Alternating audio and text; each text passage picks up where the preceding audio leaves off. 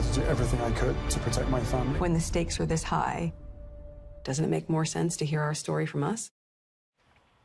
Growing backlash over Harry and Meghan's upcoming Netflix documentary as this image, look at that, rows and rows of photographers, apparently meant to show them hounded by the paparazzi. Reportedly a stock photo of photographers from the Harry Potter premiere instead, 5 years before the couple even met. Here to react, host of Piers Morgan Uncensored on Fox Nation, Piers Morgan. Piers, we thought of you. Any Harry and Meghan story, we call you. What's your reaction? Well, you know, just as I was about to start talking to you, Ainsley, a new trailer has dropped on the Netflix series, and I'm in it. They actually used my voice at the start of it, in which I call Meghan a rock star. I'd certainly have other phrases for her now, because I think what we're heading to now is all-out war between the Sussexes and the royal family back here in England. And this Harry Potter thing actually goes to the heart of where I think the problem lies with these two, and emphasis on the word lies. They just made this up.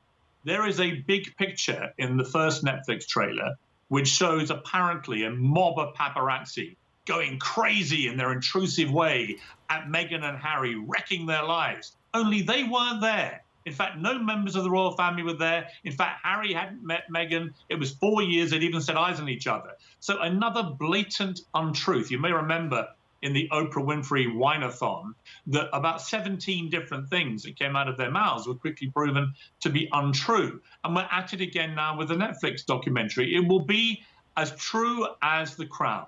And I don't say that as a compliment. Well, and do you think this is Netflix's fault? Do you think they had anything to do with it? Or do you think they, did they have any decision making? Because you and I, both in this industry, we know someone else is editing the piece. You sit in front of the camera, you're interviewed, and then someone else edits it. And do they really even have paparazzi like that many? You know what really sickens me is in this new trailer that's just dropped now, they use a lot of imagery of Princess Diana and what she had to go through with paparazzi. Let me tell you, I knew Diana well. I used to speak to her regularly, used to have lunch with her. She had 10 times the paparazzi attention that Meghan Markle has ever had.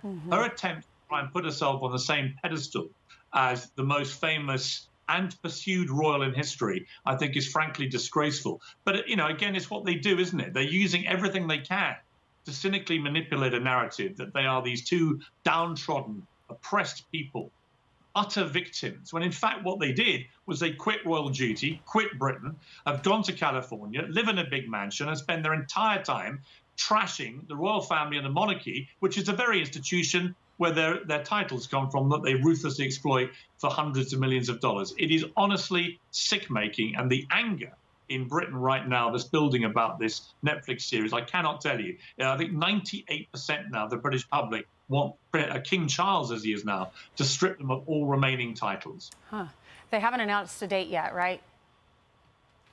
I think the Netflix drop, I think the first 3 episodes next Thursday, and the second 3 the following Thursday. But there's also, of course, Harry's book, Spare, or as I've renamed it, Spare Me, which is going to be another series of attacks on his own family, including his father, who's not even been coronated yet as king. So it's really quite extraordinary. And the idea that they are somehow victims when all they're doing is making so much money from abusing and attacking their families, both sides of their families, I think is reprehensible. I'm Steve Doocy. I'm Brian Kilmeade. And I'm Ainsley Earhart. And click here to subscribe to the Fox News YouTube page to catch our hottest interviews and most compelling analysis.